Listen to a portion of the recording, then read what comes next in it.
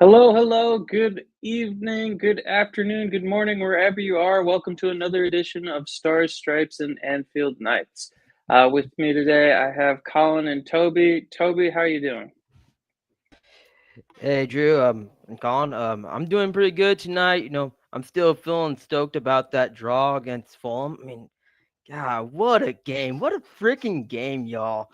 Man, that's one of those games that we're gonna look back on, and it's gonna be like one of those deciding games, in my opinion. Just like we look at the story, what happened, and just everything seemed to be against Liverpool, and they just find a way to get the draw. I mean, I know it's not the sexy result, but you gotta look at the context and all of that, going down 10 men about 20 minutes into the game, down 1-0, and it, getting the draw, just freaking amazing.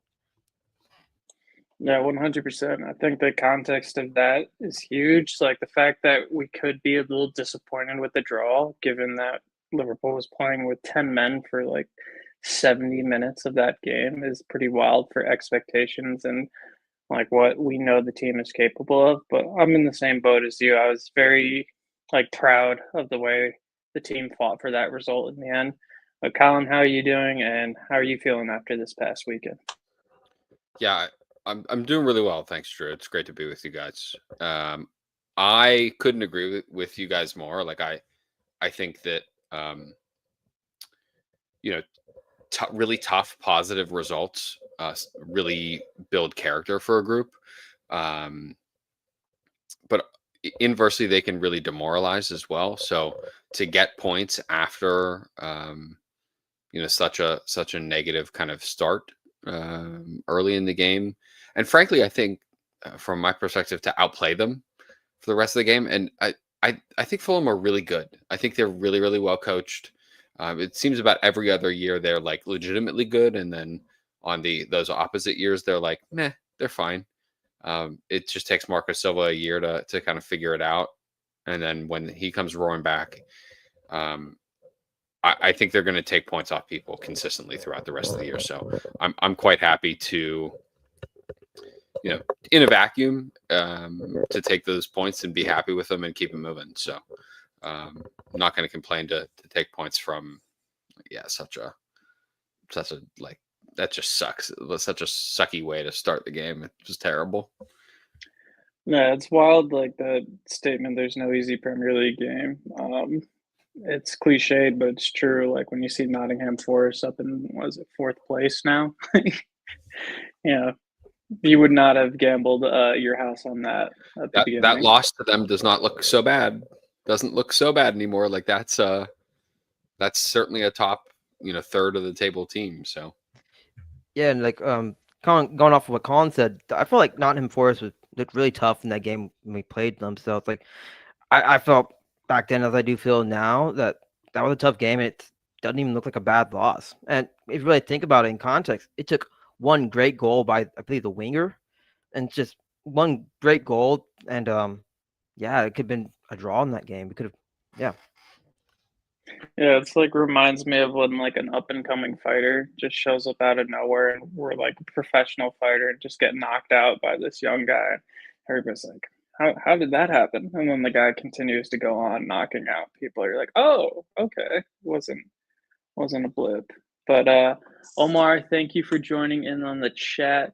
Do you think Liverpool will enter the transfer market? We'll jump into that right away. We're going to talk about some transfer news before we get into the Southampton kind of pre-match discussion. Next, the streets are buzzing. CT, good to see you. But yeah, we'll go right into. First off, anybody who's watching, please throw your questions and comments into the chat. We really do appreciate everyone who joins these streams. If you do have any questions, we'll bring them up throughout the stream and any comments as well. But going off of Omar's, do you think Liverpool will enter the transfer market? Colin, I'll throw this one to you first because we talked about the weekend's game and the unfortunate circumstance against Fulham where we were down a man. Andy Robertson certainly didn't cover himself in glory that game. There were a couple elements there where he had that nasty challenge that probably could have been a red card within the first few minutes of the game.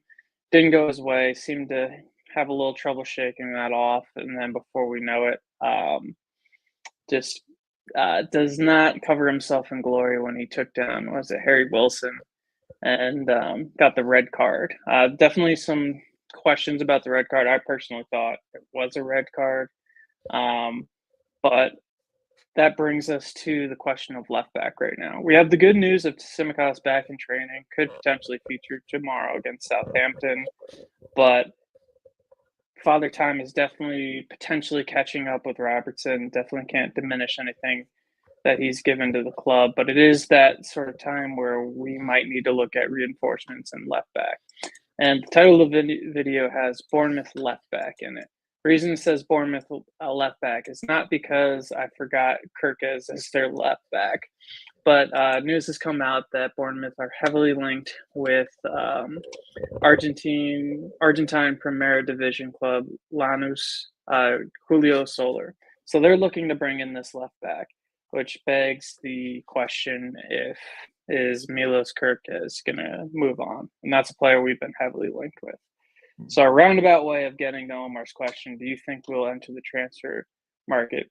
Do you think first off, do you think we will enter the transfer market? And if so, is this Kerkez news something worth keeping an eye on?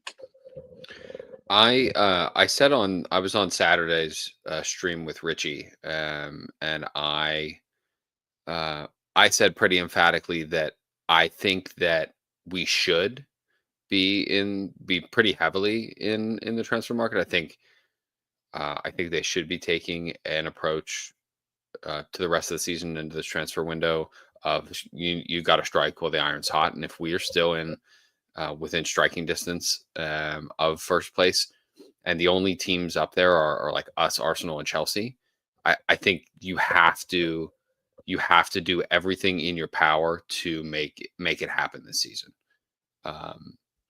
Whether or not that's moving up targets, whether or not slightly overpaying, I think it needs to be done.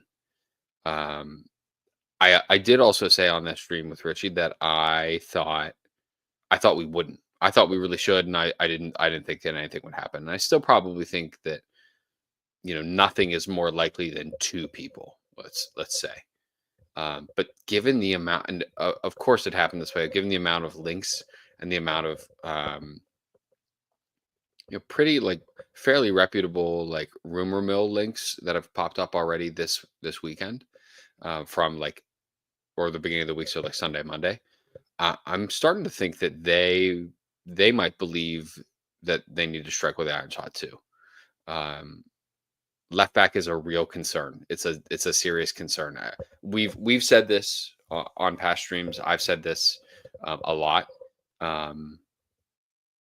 That you really, the way to manage an aging player's minutes and the way to get the best kind of performances out of them is not to make them play 90 minutes back to back to back to back. You have to manage them.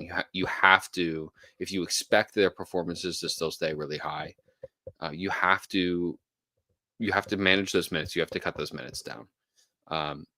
And Liverpool have been really bad at that. And we can say it's a different coach, different coaching staff, different performance coaches. All of that I think is fair points.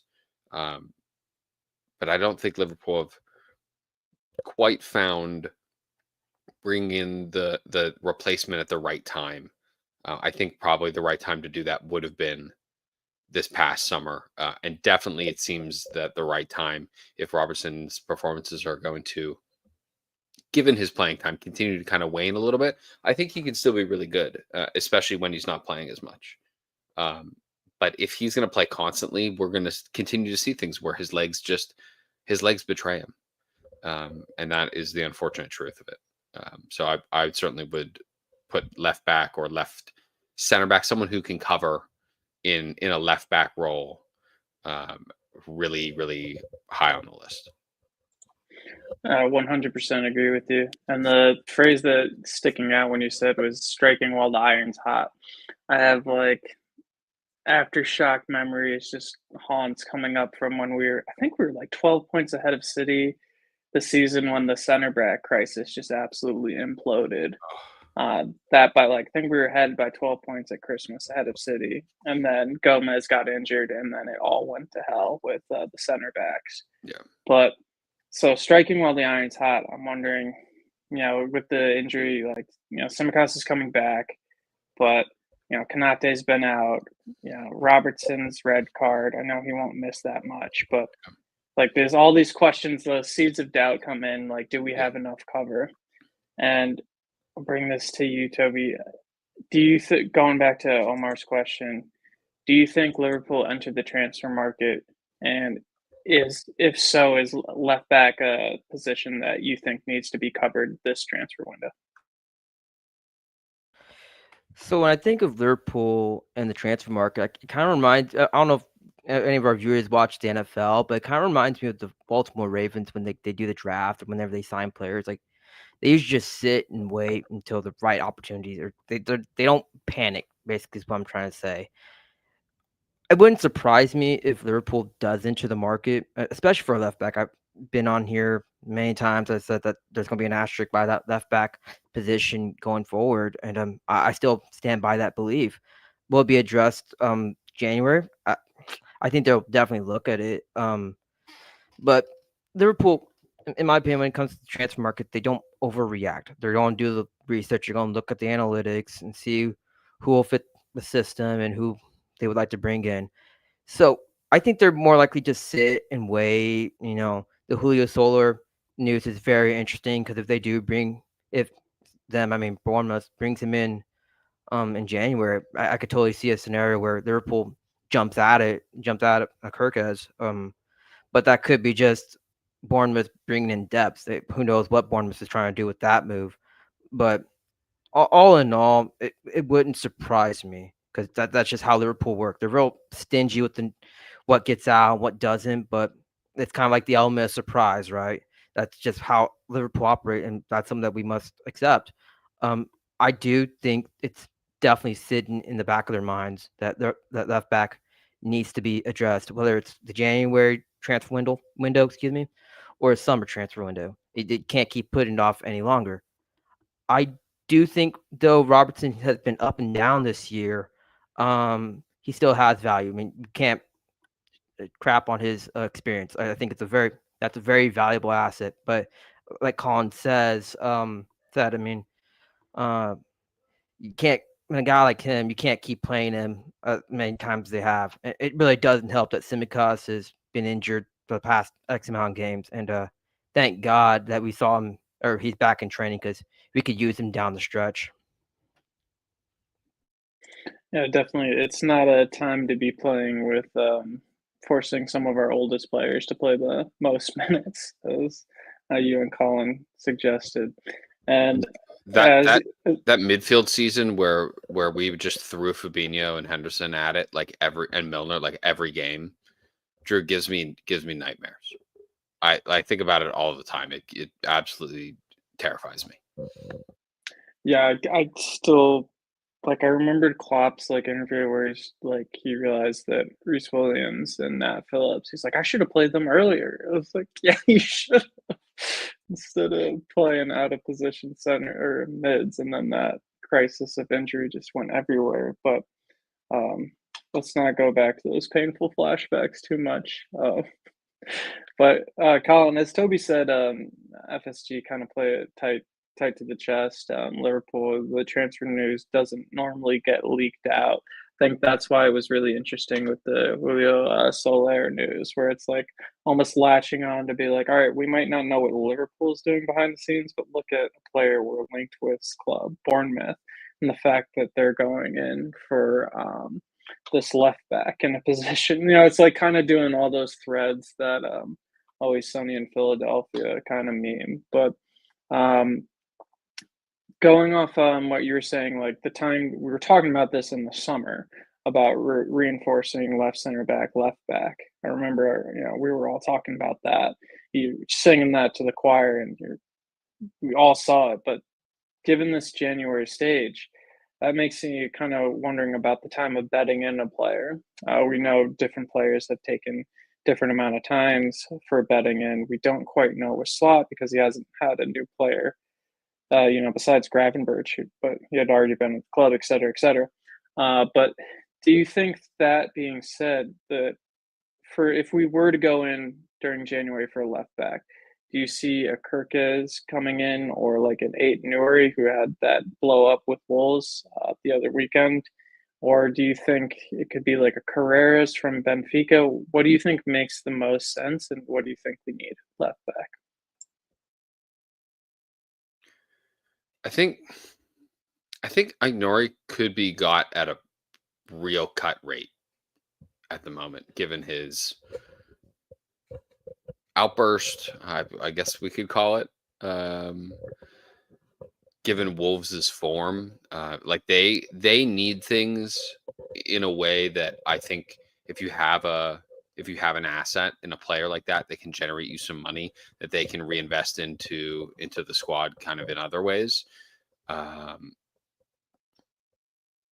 That seems to me to be a team that probably would be doing quite a bit of business, I think, out to kind of generate some money and in to kind of plug some holes. They've been really bad. I mean, the dream as an American is Anthony Robinson. He is so for those of us who watch the men's national team, we've known for a long time how good he is. He defends so well. He's so physical. He's fast. He's attacking when he needs to be. He's big. He can kind of sit in and be if you want to have your in possession formation more of a 3. He can sit back there and be a left center back because of his size and how good he is on the ball, and it's not a problem. But he also can be, pushing the front line and assisting, is quite good at it. So that's the dream, but I don't foresee that probably happening. No, I almost didn't even want to think about it, just because it seems like Liverpool has an American force field around them. Literally. Especially after Clint Dempsey back in the day. I remember that transfer, I think it was agreed or something, and then it got hijacked at the last second, or something fell through. But and then when Klopp came in with Pulisic, I thought that could have been a done deal. But yeah, we'll see. We'll see when the first American ends up playing for Liverpool first team. But Toby, same question to you really, is for left back. Do you think it needs to be, if we do go in January transfer window, do you think it needs to be like a ready-made Premier League player like Aït-Nouri, Kerkez, or Anthony Robinson, or do you think Liverpool could get away with going for like an Alvaro Carreras from Benfica and bringing them into the fold? Yeah, so quick mention. I'm so glad that Colin brought up Anthony Robinson, because that's a name that I was thinking about as well. And I don't think he's player number one personally. I think it's Kerkez. It just seems like the links are there and the interest is real. But Anthony Robinson, I was damn right impressed with him this weekend. And I just don't know how FSG just watches that game and don't think, hey, I mean, he's probably not option A, but he should be on our short list, along with like Aït-Nouri maybe.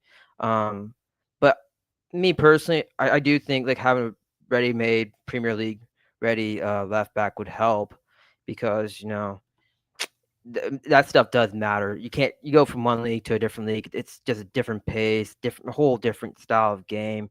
And so, like, I imagine we're not going to be talking about this tonight, but like, come the striker position, we've heard about Omar Marmoush and Joao Pedro. I would imagine one of the reasons why you consider Pedro is because he plays in the Premier League. I mean, that stuff does matter, at least in my opinion. I don't know what y'all think, but as I said earlier, it's a different pace, a different game, different style, and different physicality too. So I prefer that. Yeah, I tend to agree with that. I'm thinking just class, you never know. You might get Luis Diaz who comes in and lights it up when he's first coming in. Like, there are players and examples, but I tend to agree with the ready-made Premier League player, especially in terms of defense, kind of already knowing what to expect. That being said, CO has given some great points in the comments, and I want to throw this one at you, Colin. Let me just bring it up. Let's see. We need a Diamande, like in terms of going back to the left center back kind of hybrid. One of the players we were also linked with, or came out news recently, was Mark Gahey of Crystal Palace. Apparently, Palace are readying themselves to potentially let him go in 2025 and are potentially letting open to the idea of him moving in January. Do you think that, you already said the left center back, left side reinforcement, but again, same kind of similar question for Toby. Would you take a ready-made Premier League center back like a Gahey, or would you take more of a risk with a player like Diamande, who's not in the Premier League right now? Or is it Sporting? I'm probably a little more comfortable taking a risk than that. I think there is a lot to be said with kind of the like off the field adjustment of going from other leagues or other countries that like frankly like have more idyllic weather or like more or like not as like hard to move somewhere in January and then not see the sun until I don't know, April, if you're lucky. You know what I mean? Like I think a lot of those like off the field things worry me or contribute to people not hitting the ground running way more than I think fans, us included, all of us included, like give credit for. Like those are like young, very young men, like living somewhere that they probably are like very unaccustomed to. They might not know the language. Like it's very culturally and like demographically different than what they're used to. Like that worries me more than if the player's good enough, the player's good enough to me. You saw what happened when Diaz came in, that especially that first half of the season after he came in, he was electric. And then it became a little harder for him. He got a couple injury things, but like straight from the jump, like if you're good enough to be playing there, you were good enough to be playing there. And for whatever reason, he made that adjustment pretty well. So to me, like it still would be better to have a Premier League player, but that to me, it's for all of the off the field reasons. It's for all of the like personal reasons, the like social reasons that players don't adjust very well, rather than they just can't like hack it. Like I don't know. I feel like if you can hack, you either can or you can't. And players generally, I think, are either at that level, and they show it pretty early. Yeah. And before we transfer into or segue into the next section of the stream tonight, which will be discussing midfield reinforcements, just wanted to again put it out there. Thank you for everyone who's watching, joining the streams. Please get your questions and comments in the chat, and we'll be happy to bring them up. But again, thank you for joining the stream. We really do appreciate it.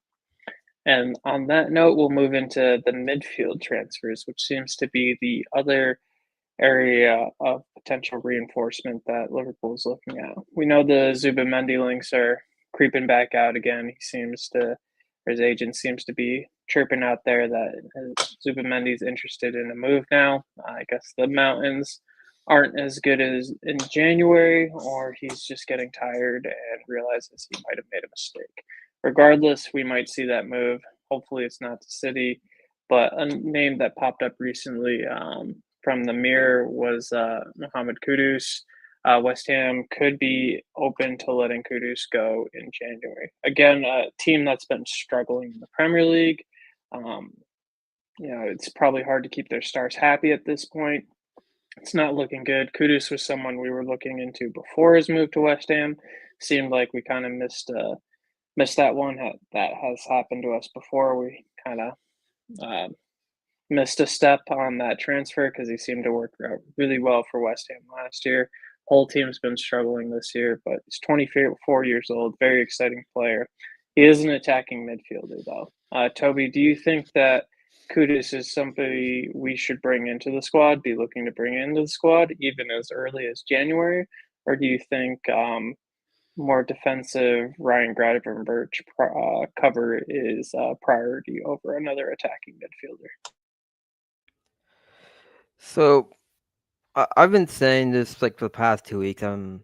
I really do feel like that we should bring in more of a defensive midfielder just to give depth. I'm not saying Zubamendi in particular. I'm kind of done with the Zubamendi stuff. I'm tired of hearing about it. I wish it'd be gone forever, but here we are. But I would like to bring in another holding midfielder, just to give Gravenberch some rest. I know we have Endo and I know we have Morton, but we barely see him. We haven't seen Morton. I don't even remember the last time we saw Morton. And Endo, we haven't seen him at all. I mean, Endo. I can't remember the last time we saw Endo either. It goes to show the amount of trust that Slot has in these guys, and we're getting to a point where I fear that we're overusing Gravenberch, and when we're going to need him the most going forward. So it definitely help to have somebody that can play that whole, or depth wise can play that holding midfielder. Yes, Mohammed Kudus is a sexy name. It's the sexy name, excuse me. But I would prefer that we address. If we do bring in Kudus, I probably prefer him to play the wing than the attacking midfield. But if we do bring in a midfielder, I prefer it to be a holding midfielder for depth. Yeah, that's fair. Kudus can play out on the right, which, I guess we don't have too much cover. I guess or not, for Salah, it'd be Chiesa and potentially Harvey Elliott, Dom Solanke, but doesn't seem like we have that much depth in that position. But Colin, how do you feel about the Kudus links and your overall thoughts on the importance of midfield reinforcement? Yeah, I like Kudus a lot. I'd be happy to have him. I think the versatility is something that Liverpool as a profile really look for.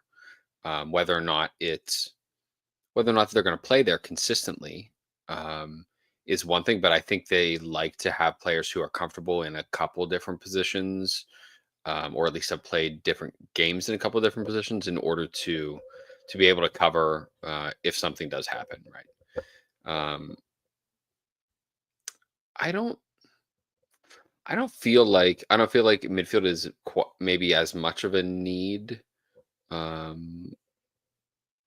just think that what we have in midfield at the moment can kind of be plug and played in a way that we haven't fully seen because of the Elliott injury, and then McAllister had been out a little bit. So midfield is not fully. I'm not fully convinced that we definitely need someone there. I think if I was willing to compromise on a position for the transfer window, I think that'd be the one where I'd be fine to let that one go for the time being.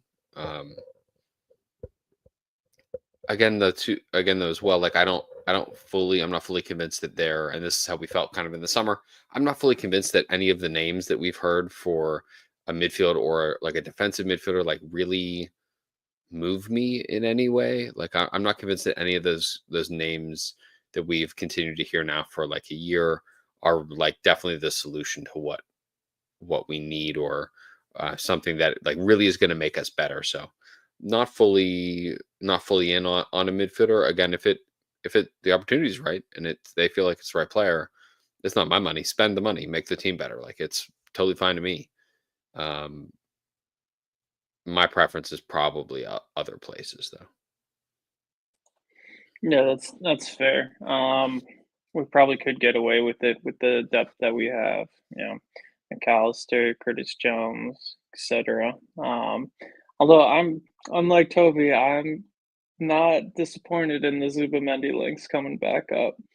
Got very excited over that transfer, and I'd be willing to welcome him back to the club if the club did go in for him. I think the idea of him rejecting us firsthand and then having to come back and say sorry and really prove himself, I'd like to see that kind of performance on the pitch. But Colin, I'll throw that back to you. How, real quick, if Gravenberch got injured, would that change your mind on reinforcements? Yeah, probably. I mean, I do think, I don't think that the role that Gravenberch is playing currently is, it's not the same. When we talk about a 6, it's not the same as like what Fabinho was doing when we're associating like a 6 for Liverpool. Fabinho was essentially operating as a third center back, just maybe 5 to 10 yards more advanced than the other 2 center backs, right? And he just sat in that position, was not pushing forward in any meaningful way like Gravenberch does in terms of like dribbles or take-ons. Was really like turn and distribute. I would say like skill wise, like very similar like what Endo's skill set does, just at a higher level, right? So I still am not like Curtis Jones can play the position that Gravenberch currently occupies. McAllister can play that position. It asks of them a little more skill, a little more athleticism, a little more forward drive in terms of ball carrying and ball movement. But it doesn't ask them quite the same amount of like tackling and defensive headers in that same way. That our center backs are much more, I think, willing to track one of the, an opposing team's striker into midfield or step in than we had been like under Jurgen. Like Jurgen wanted that defensive midfielder to cut that ball out before it got to the center backs. And here it's much more like the center back is stepping in and everybody else is shifting backwards to cover. So I still am not, like, even if Gravenberch gets injured, I think that probably the overriding feeling I would have is like, hey, we still have a league to win and we're still in first place. Like we should do whatever we can in order to, even if that's like a loan move for a player that is kind of out of favor at a big team, or that can, whatever it is, but to help bolster the squad. But I still am not convinced that that's like that. I think that there's other guys that can cover there and can do that a little bit better, Drew. So you're not giving Paul Pogba a ring? I am only giving Paul Pogba a ring to tell him. Toby, so Zubamendi is very much not a player you want to hear about. Is there anyone you think Liverpool should be going for, or are you like Colin, where it's more like that position isn't one we should be prioritizing right now? I'm glad that Colin made mention that we do have depth at the midfield and that we do have players that can fill in that role at the midfield role. Gosh, I wish we could. I wish we could see that. Slot would experiment a little bit with that. But obviously we do have a league to win. So we're probably not going to see much of it. But there's not a particular player that comes into mind. I would just like to get depth there, just so we can give Gravenberch a rest, or like we can shift that midfield around, get some of those guys rested as well. I'll be curious to see. We kind of ended up being lucky looking back on it when the Everton derby or the Liverpool derby against Everton got postponed. Merseyside derby, excuse me. But looking back then, I was on the side of I really wanted us to play it, but Arsenal and City dropping points that weekend, players getting rest, still ended up drawing against Fulham, which wasn't ideal. But I'm curious, Gravenberch, probably got some much needed rest from that weekend off. Curious to see moving forward if we will see the likes of Morton or Endo, or the switching of McAllister or Curtis Jones covering to give him a break moving forward. Because we'll definitely, he's a player I think we can't afford to get injured. But as Colin said, we're going for the Premier League. Got to step up if that worst case scenario does happen. But again, I'll take a pause real quick just to say thank you to everyone who's watching. Again, we really do appreciate everyone who joins these streams. If you get your questions and comments in the chat, we'll bring them up and answer them as they come up, or find the right place to stick them in.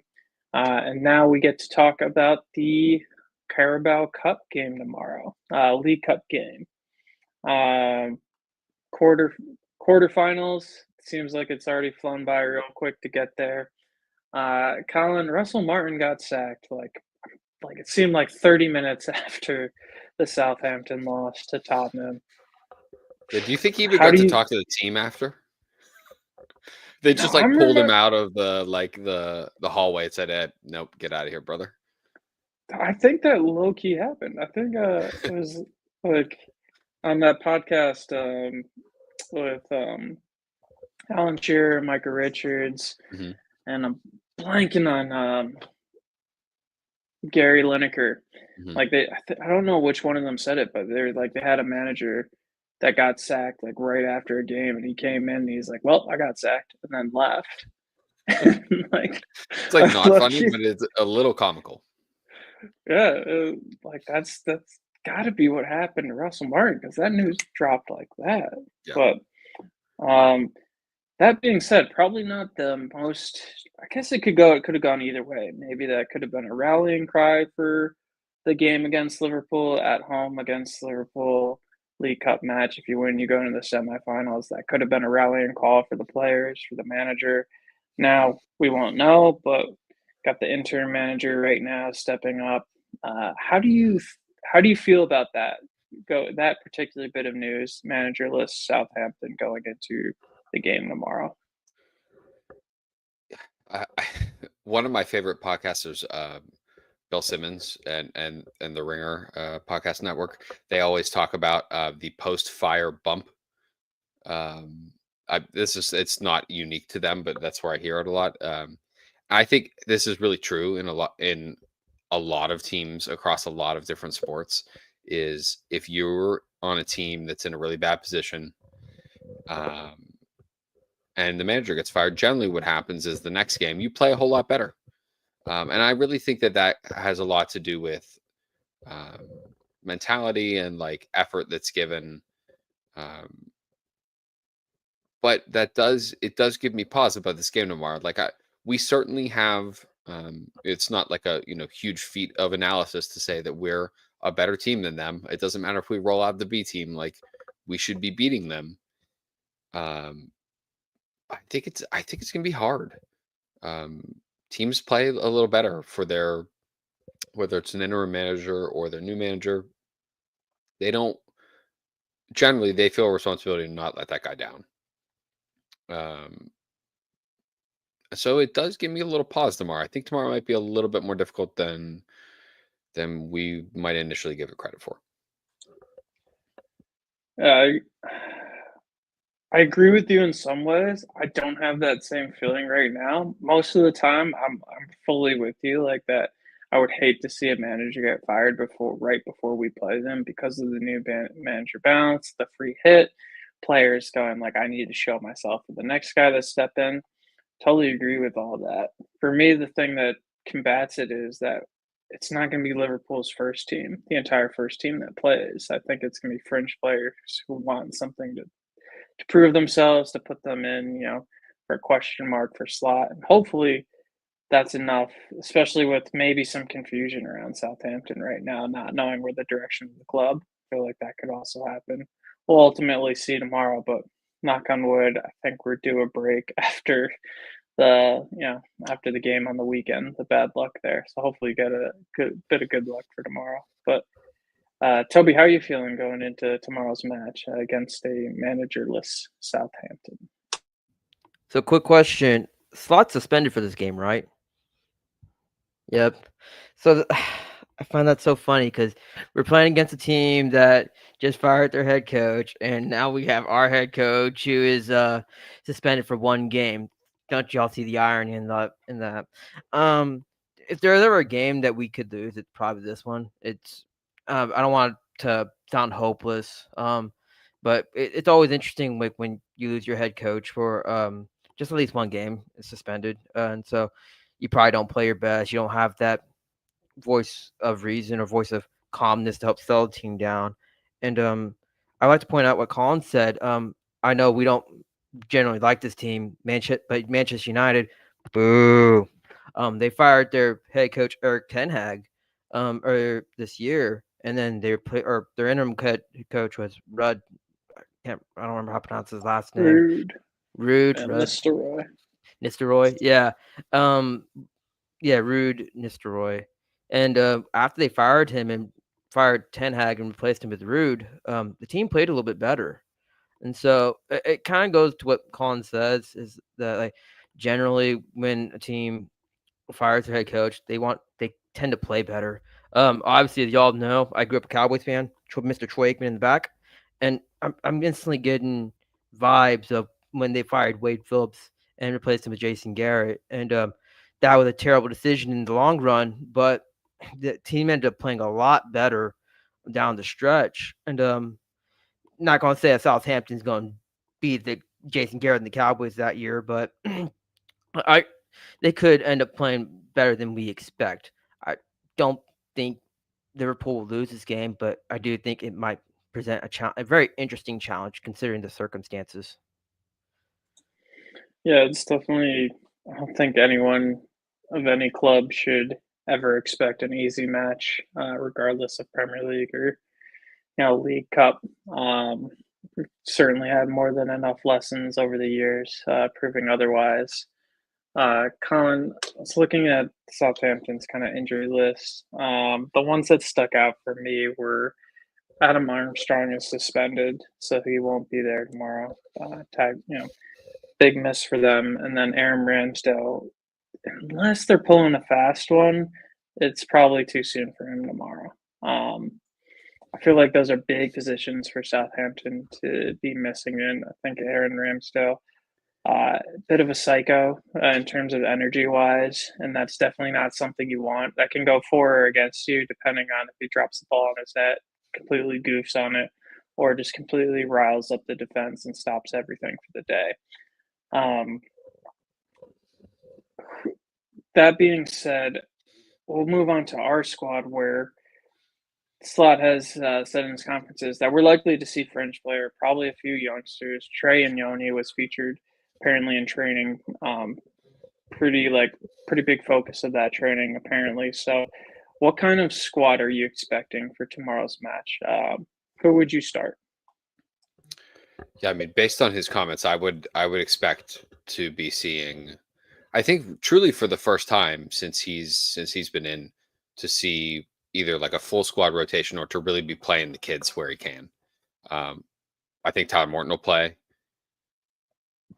Like, I wouldn't be shocked to see a midfield of Endo, Morton, and Trainioni. They played a lot together in preseason. Comfortable enough, and it should be able to get the job done. But those skill sets kind of, to me, kind of carry over into, or I can see where those would overlay into like what the team setup would be. I would think, players like Chiesa or players like Harvey Elliott these are guys who should be getting a solid amount of game time. Whether, I think you said about Chiesa, he's good to play, but nobody should be expecting him to go 90, which seems to me like that's hey, we'll see you on a 60-minute, or at halftime, give, sort of substitution. So heavily rotated is what I expect. Yeah, I mean, pretty much the guys who haven't started or sniffed a game in a while, or have only seen bits and pieces at the end of games, those guys, if you can pretty much go down the line, those guys are all starting. Kwanzaa will get the game time. Is Simkus is going to be playing? He's apparently fit for selection. I don't know, but I'm thinking the youngster Norris is going to start at left back. That's my pip for that. Because Norris was in the squad this past week, wasn't he? Yeah. Yeah, I could see that. I could see that. Especially after it looks like maybe Diogo Jota is going to be out again a little bit of time after playing and scoring. They're like, seems like it sounded like they're he was not really ready for selection, but he played anyways, and now he hurt himself worse, so he'll be out another 2 weeks or whatever. So Get him back in the hyperbolic time chamber. like freeze him in carbonite and hang him up on Jabba's barge. Like, I need him not to get hurt or not to get kicked and not to try to re-injure himself playing FIFA, anytime soon. I was at the SSAN healing pod. That's the one. I'm just reminded of like Goku on Planet Namek, just always in that healing pod. But sorry for the segue. But Toby, how are you feeling about the squad? Like, who do you think starting? Colin covered defense and midfield. I'll put the more side of attack for you. Well, who do you think's starting for Liverpool attacking line? Yeah, so starting with Jota, this is a very interesting one because, like, I know Slot says that he didn't train was not fully fit, excuse me. But he didn't rule him out, so I'm very curious to see what he does with Jota, if he's even in the lineup, period, or if he just kind of sits on the bench or whatever happened. I'm curious what happens there. Chiesa is another one I'm very interested in. I'm with Colin. Obviously he's not going to be playing a full 90. I can totally see a scenario where he gets halftime and then pulled out and replaced. But that's a player that I'm watching because he hasn't played since the last against West Ham, I want to say.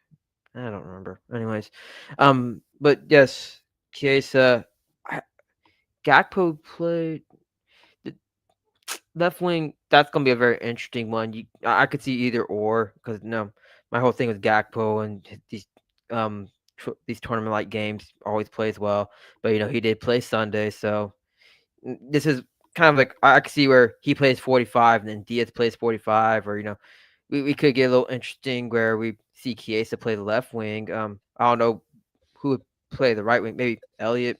Who knows? We could be in for some surprises. I wouldn't shut that down, but I'd be probably more suited to see Gakpo and Diaz on the attack on the left wing side. But overall, I'm very curious to see who gets selected for this game. This is going to be a very, very interesting game in terms of player selection, who's going to be starting versus who's going to be on the bench. Yeah, definitely. I'm very curious as well. Liverpool 12th man, I'm going to bring up some of your comments. Colin, Toby quickly addressed that. He'd be evaluated on playing. He said, I think he wasn't in training yesterday. It was yet to be seen for today. But yeah, definitely agree with Colin. It was not the Weetabix news you wanted to hear from Jota. Jota's much more interested in playing EAFC and probably like eating Sour Patch Kids than like having his spinach like Popeye and actually healing. So no surprise. Unfortunately, no surprise there. The man cannot stay healthy for his life. I love him to bits. I was elated when he scored, but he just cannot. He can't go 15 minutes without like having a problem. So. Well, if he scores in those 15 minutes, well, it's all worth it. It's all he needs. We'll see. But also the previous comment, this was tracking back to saying you can't get an easy fixture. Man City apparently seem to only get tough fixtures now with the way they've been getting smacked up. But totally understand where you're coming from there. Liverpool 12th man. Again, real quick, we'll wrap up the stream shortly, but again, really appreciate everyone who's joined in on the stream tonight. If you have any last questions, please throw them in. We'll bring them up and kind of do a rapid fire of any questions y'all have. Got a confession to make. I did a prediction for the Fulham match, and lo and behold, we did not win. I think that's the second time this season I made a prediction. And that first time, as y'all know, we lost to Nottingham Forest. So oh no, you're not allowed to predict anything ever again, Drew. I was literally when I was doing it, I was just like, I should just stop. And then maybe it got into my head. But As you know, I never ask what's your prediction on these streams.